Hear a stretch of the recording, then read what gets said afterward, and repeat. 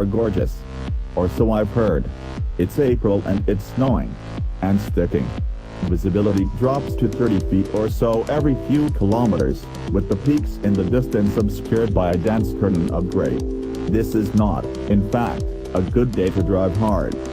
The crew from BMW apologizes for the unseasonable weather, but it's serendipity for the M550i XDrive.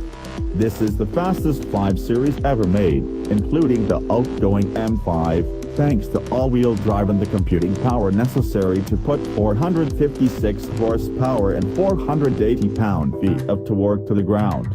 The snow tires BMW hustled onto the sedans don't bode well for testing the claimed sub-4 second 0 to 60 miles per hour time, but these are exactly the conditions the M550i is destined for, and the harbinger of what's to come.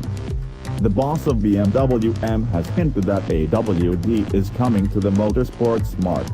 That makes the connection between the M550i and the next M5 more than just a short-stroke V8 and a couple of turbos shoved into the V. The benefits of AWD are already clear, beginning with the M550i dropping a half-second off the F10 M5's 0-60 time. What's less apparent is how 2 more driven wheels and an 8-speed slush box will jive with the rest of the M modifications. The exterior hints at something more than a stock 05er, with a diminutive rear spoiler joining metallic accents around the intakes, black chrome exhaust tips, M-branded brake calipers, and some mirror caps. It's not really a sleeper, but things get more subtle inside, with black leather seats and blue contrast stitching.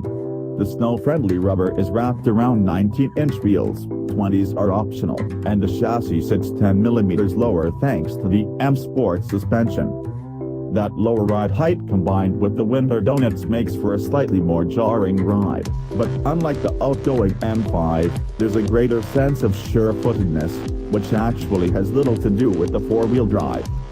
What BMW calls its intelligent XDrive all-wheel drive system is normally sending power to the rear wheels, as God and Walter Rauffel intended. It's only when the system detects slip or the Konami code of a driver hustling behind the wheel that power is fed to the front. That transition is more apparent than expected, with power to the front wheels felt through the steering wheel and seat when coming over a crest and dipping into a long left-hander or, say, ignoring the navigation system's please when running around an abandoned traffic circle.